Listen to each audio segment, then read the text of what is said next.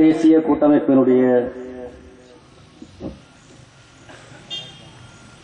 வன்னி தேர்தல் தொகுதியின் மிக முக்கியமான ஒரு கூட்டத்திலே கலந்து கொண்டிருக்கின்ற வன்னி மாவட்டத்தினுடைய தமிழ் தேசிய கூட்டமைப்பினுடைய முதன்மை வேட்பாளரும் முன்னாள் நாடாளுமன்ற உறுப்பினரும் எங்கள் பாசத்திற்குரியவருமான செல்வம் அடைக்கல்நாதன் அவர்களே, முன்னாள் நாடாளுமன்ற உறுப்பினரும் வன்னி தேர்தல் மாவட்டத்தினுடைய வேட்பாளருமான அன்புக்குரிய வினோ நோகராதலிங்கம் அவர்களே, இந்த நிகழ்ச்சிக்கு தலைமை தாங்கிக் கொண்டிருக்கின்ற முன்னாள் மாந்தை பிரதேச சபையினுடைய துணை தவிசாளர் செந்தூரன் அவர்களே, தவிசாளர் கருநாயகம் ஐயா அவர்களே, வடக்கு மாகாண சபையினுடைய கல்வி பண்பாட்டு அலுவலக இளைஞர் விவகார அமைச்சர் மதிப்புக்குரிய கல்விமான் கௌரவ குருகுல்ராஜ் அவர்களே, தமிழரசுக் கட்சியினுடைய கொள்கை பரப்பு செயலாளரும் கிளிநொச்சி மாவட்ட தமிழ் தேசிய கூட்டமைப்பினுடைய அமைப்பாளருமான வேணமாலிதன் அவர்களே, இங்கு பெருந்திரளாக கூடியிருக்கின்ற அன்புக்குரிய சொந்தங்களே, அனைவருக்கும் தமிழ் தேசிய கூட்டமைப்பினுடைய சார்பிலே என்னுடைய மாலை வணக்கத்தை தெரிவித்துக் கொள்கின்றேன்.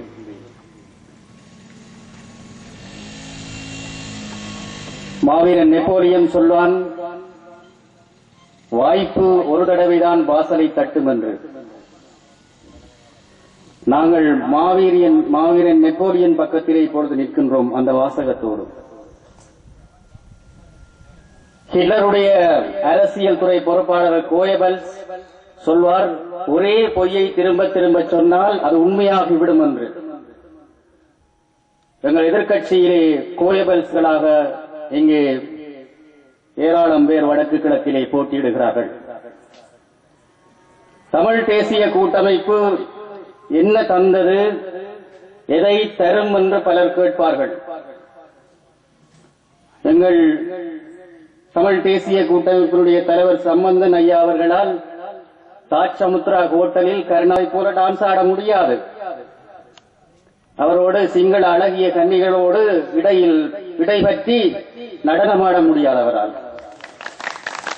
செல்லமுண்டனுக்கும் வினமுண்டனுக்கும் அது சரிவராது, எங்களுக்கும் சரிவராது. ஆசைதான் சரிவராது. ஏனென்றால் நாங்கள் தமிழ தேசிய தலைவர் மேதகு பிரபாகரன் அவருடைய கொள்கையிலே வளர்ந்தவர்கள், அவருடைய பாசறையிலே அவருடைய வழியிலே நாங்கள் முள்ளிவாய்க்கால் வரையும் சென்றவர்கள். இன்றும் அந்த மாபெரும் தலைவனுடைய அணியிலே அவரால் உருவாக்கப்பட்ட தமிழ் தேசியத்தினுடைய அடையாளமாக இருக்கக்கூடிய தமிழ் தேசிய கூட்டமைப்பிலே ஒரு ஜனநாயக போராளிகளாக நாங்கள் இன்றைக்கும் வாழ்ந்து கொண்டிருக்கின்றோம். அதனால்தான் எங்களால் உங்களுக்கு மாடு தர முடியாது, புண்ணாக்கு தர முடியாது, உரம் தர முடியாது, வேலைவாய்ப்பு தர முடியாது, காணி தர முடியாது, மின்சாரம் தர முடியாது, எதையுமே தர முடியாது. எங்களால் ஒன்றை தர முடியும். மிக விரைவிலே, இன்னும் சில ஆண்டுகளிலே.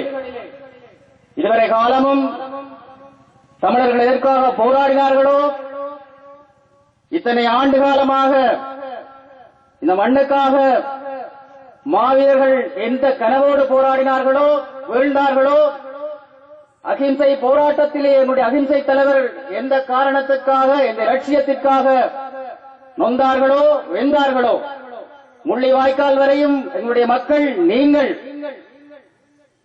இத்தனை ஆயிரம் லட்சக்கணக்கான உயிர்களை கொடுத்தீர்களோ, எதற்காக கொடுத்தீர்களோ, அதற்கான காலம் மிக நெருங்கிக் கொண்டிருக்கிறது. இன்னும் சில ஆண்டுகளிலே நாங்கள் எதிர்பார்த்த அந்த மாபெரும் விடுதலையை நாங்கள் பெறுவோம். அதை தமிழ் தேசிய கூட்டமைப்பு உங்களுக்கு பெற்றுத்தரும் என்பதை உங்களுக்கு மகிழ்ச்சியுடன் அறிய தருகின்றோம். இது மிக முக்கியமான காலம்.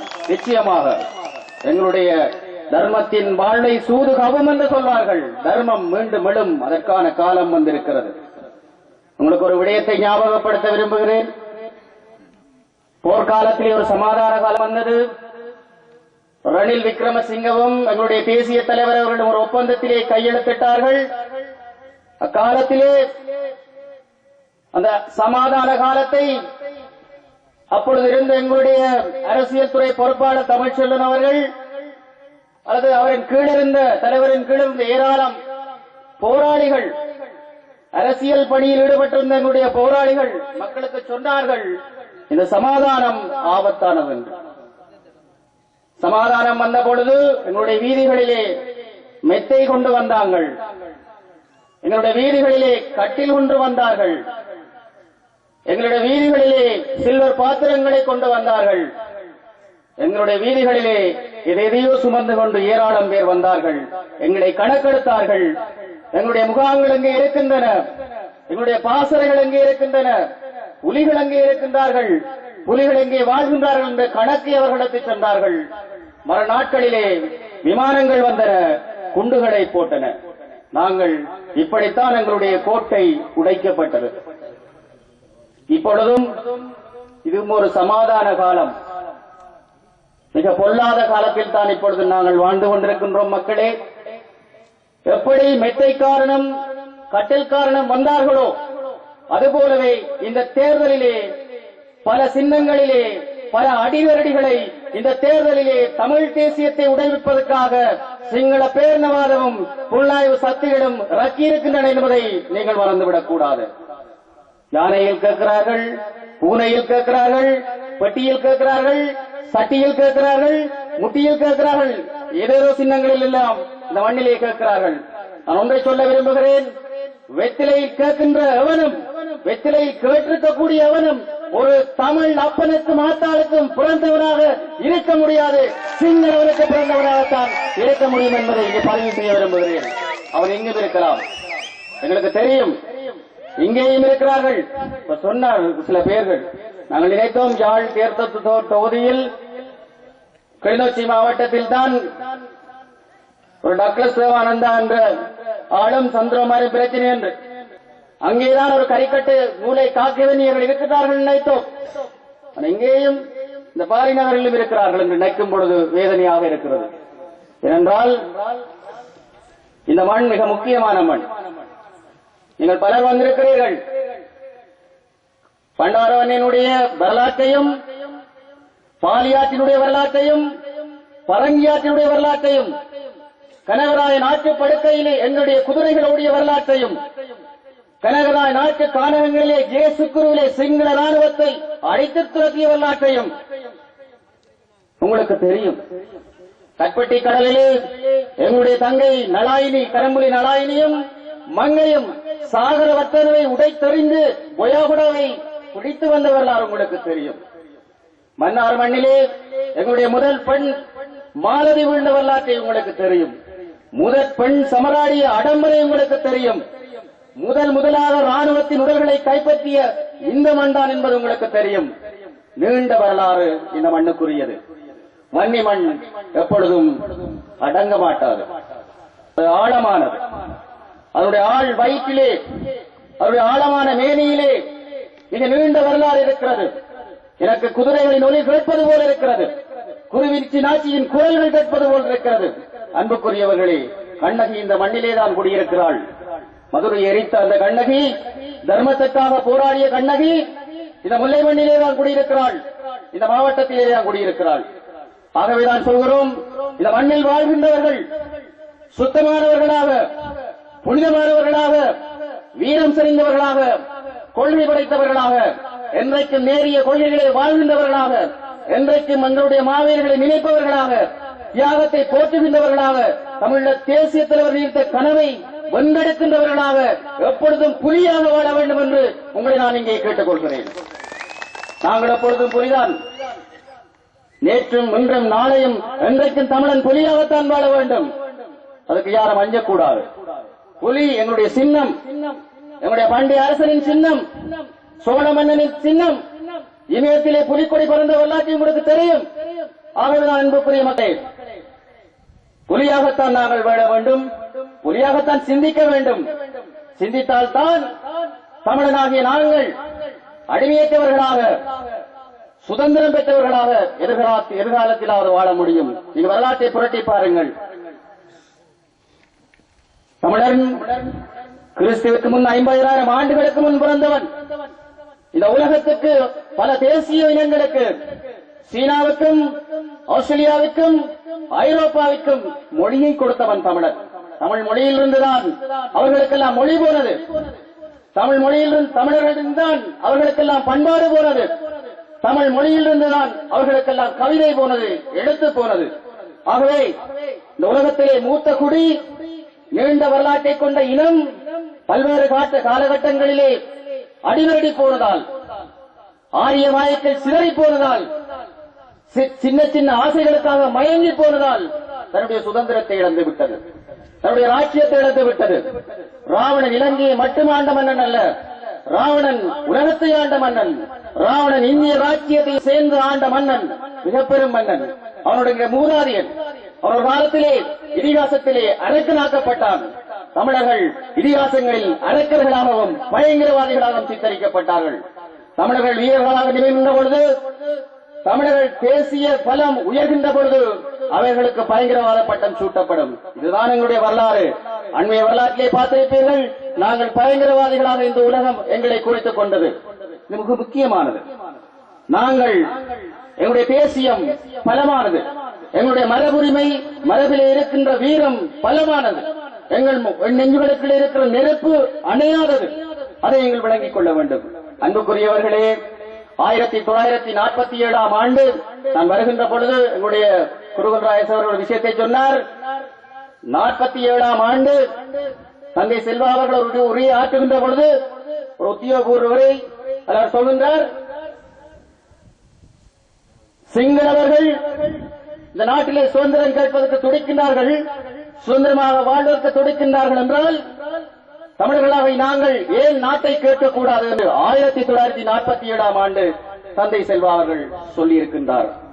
இந்த மாபெரும் மனிதனின் அடி மனதிலே சுதந்திரம் பற்றிய கனவு, விடுதலை பற்றிய எண்ணம் அன்றையே பற்றி பறந்திருக்கிறது.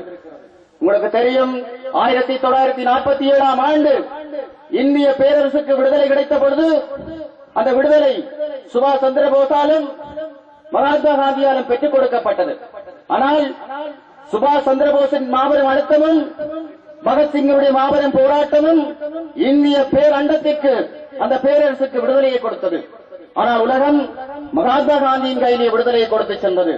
சுபாஷ் சந்திர போஸாலும் பகத்சிங்காலும் அந்த விடுதலை கிடைத்தது என்ற அடையாளத்தை அவர்கள் ஏற்றுக்கொள்ளவில்லை. காரணம் என்னவென்றால், ஒரு நாடு ஆயுத போராட்டத்தின் மூலம் விடுதலை அடைந்ததாக உலகத்திலே சரித்திரம் இருக்கக்கூடாது என்ற காரணத்தால் அவர்கள் மகாத்மா காந்தியின் கையிலே கொடுத்தார்கள். அதேபோல்தான் ஒரு வரலாற்றை நாங்கள் இப்பொழுது வைத்திருக்கின்றோம். அகிம்சையிலே துவங்கிய என்னுடைய போராட்டம் 30 வருட காலமாக பல்வேறு தியாகங்களை செய்து பல்லாயிரக்கணக்கான மாவீரர்களை துயிலும் இல்லங்களிலே விதைத்து ஒரு உச்சக்கட்டமாக முள்ளிவாய்க்காலிலே எங்களுடைய மக்கள் ரத்தத்தை சிந்தி ஐநா சபை வரை எங்களுடைய விடுதலை செய்தி எடுத்துச் சென்ற பின்பு மிக சில ஆண்டுகளிலே வரப்போகின்ற விடுதலையை எங்களுடைய மக்களின் கையிலே, எங்களுடைய அகிம்சை தலைவரின் கையிலே உலகம் கொடுக்கும் என்பதை நான் தெரிவித்துக் கொள்ள விரும்புகிறேன். இதுதான் நடக்கப் போகிற செய்தி. நாங்கள் என்ன செய்ய வேண்டும், இந்த சந்தர்ப்பத்திலே தமிழர்களாகிய நாங்கள் என்ன செய்ய வேண்டும் என்பதுதான் மிக முக்கியம். நாங்கள் வரலாற்றிலே கூறாக இருந்திருக்கிறோம். உங்களுக்கு தெரியும், மிக முக்கியமான காலகட்டங்களிலே நாங்கள் பலவீனப்பட்டிருக்கின்றோம். ஒரு ராவணனுக்கு விபீஷணன் போல, பிரபாகரனுக்கு ஒரு கருணாமான் போல, பண்டாரவன்னியனுக்கு ஒரு காக்கைவன்னியன் போல, கட்டபொம்மனுக்கு ஒரு எட்டப்பன் போல வந்து எங்களுடைய தேசியம் அவ்வப்போது பலவீனப்பட்டிருக்கிறது. ஆகவே அன்புக்குரிய மக்களே, இந்த 17ஆம் திகதி ஒரே ஒரு சந்தர்ப்பம். நான் முதலில் சொன்னேன், மாவீரன் நெப்போலியனுடைய வாசகம், வாய்ப்பு சந்தர்ப்பம் ஒரு தடவைதான் வாசலை தட்டும். இது ஒரு வரலாற்று சந்தர்ப்பம். இந்த சந்தர்ப்பம் இனி ஒருபோதும் தமிழர்களை எட்டி வராது. இந்த சந்தர்ப்பத்தில் உலகம் கேட்கின்ற ஒரு செய்தி என்னவென்றால், சர்வதேசமே எதிர்பார்க்கின்ற ஒரு செய்தி என்னவென்றால், தமிழர்களே, நீங்கள் ஓர் அணியின் மூலம் உங்கள் செய்தியை சொல்லுங்கள். தமிழர்களே, ஒரு தலைமையின் கீழ் நின்று உங்களுடைய அபிலாசைகளை ஒரே ஒரு முறை சொல்லி பாருங்கள் என்று கேட்கிறார்கள். நாங்கள் எப்பொழுதாவது ஒரு தலைமையின் கீழ் சொல்லி இருக்கிறோமா என்றால் இல்லை. வெற்றிலையில் கேட்கிறோம், வீணையில் கேட்கிறோம், பூச்சியில் கேட்கிறோம், இப்படியே மரங்களில் கேட்கிறோம், இப்படியே மந்திகளாக நாங்கள் மாறி மாறி தாவி தாவி எங்களுடைய தேசியத்தை தொலைத்து போகிறோம். ஆகவே அன்புக்குரியவர்களே, இம்முறை ஒரே ஒரு முறை எங்களுடைய தமிழ் தேசிய கூட்டமைப்பு என்ற தலைமையின் கீழ் என்று நாங்கள் யாவரும் தமிழர்கள் அனைவரும் வாக்களிப்போமாக இருந்தால் எங்களுடைய விடுதலை நிச்சயம் என்பதை நான் கூறிக்கொள்ள விரும்புகிறேன். ஆகவே அற்ப சலுகைகளுக்கு மாறி போனவர்களை பற்றி நீங்கள் அலட்டிக் கொள்ளாதீர்கள். வருகிற 17ஆம் திகதி மஹிந்த ராஜபக்சவனுடைய கால்களை கழுவிய அந்த அடிவரடி கூட்டங்களை வடக்கு கிழக்கில் இருந்து தமிழர்கள் அடியோடு துடைத்தறிவார்கள் என்பதை உங்களுக்கு தெளிவித்துக் கொள்ள விரும்புகிறேன். இது நிச்சயமாக நடக்கும். மஹிந்த ராஜபக்சவன் என்பவர் யார்? எங்கள் அப்பனாவன். மஹிந்த ராஜபக்ச என்பவன் அந்த மிக மோசமான அரக்கன், மிக மோசமான இனவாதி, எங்களை வகை தொகையின்றி கொண்டொழித்தவன். முள்ளி வாய்க்கால் வரை எங்கள் கொண்டு சென்று எங்களை பல லட்சக்கணக்காக புதைகுடியில் போட்டவர். எங்களுடைய பெண் போராளிகளை வகை தொகையின்றி கடத்திச் சென்று சிங்கள காடுகளிலும் ரகசிய வதை முகாம்களிலும் வைத்து கற்பழித்துக் கொண்டிருக்கிறார்கள். பல்லாயிரக்கணக்காக எங்கள் பெண் போராளிகளை, எங்களுடைய இளைஞர்களை கொத்து கொத்தாக காடுகளில் சித்திரவதை செய்து கொண்டிருக்கிறார்கள். காணாமல் போனவர்களை நாங்கள் தேடிக் கொண்டிருக்கிறோம்.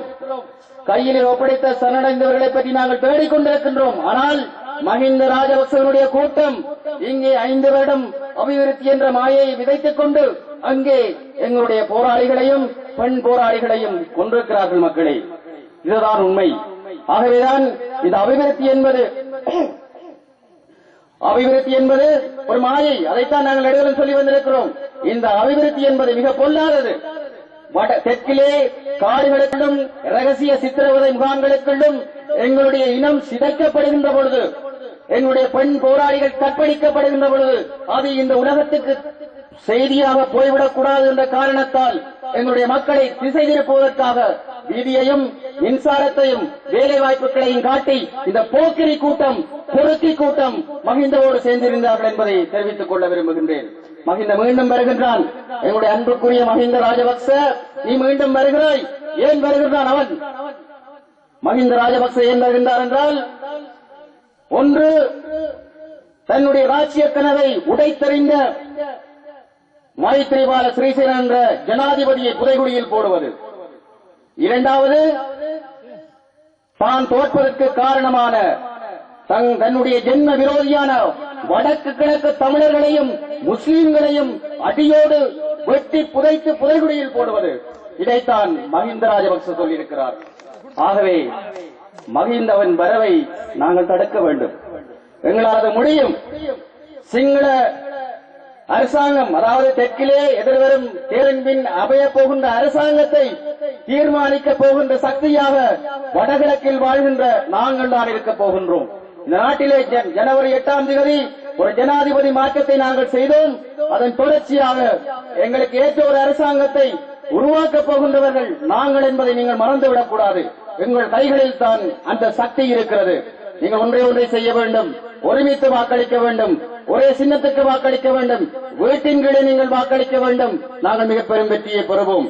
அங்கே அமைய போகின்ற அரசாங்கம் தொங்கு அரசாங்கங்கள், அதாவது பற்றாக்குறையான ஆசனங்களோடு அரசாங்கங்கள் அங்கே கட்சிகள் நிற்கின்ற நிலையில் நாங்கள் தான் எங்களுடைய ஆசனங்களை கொடுத்து அரசாங்கத்தை அமைக்கின்ற சக்தியாக இருக்கப் போகின்றோம்.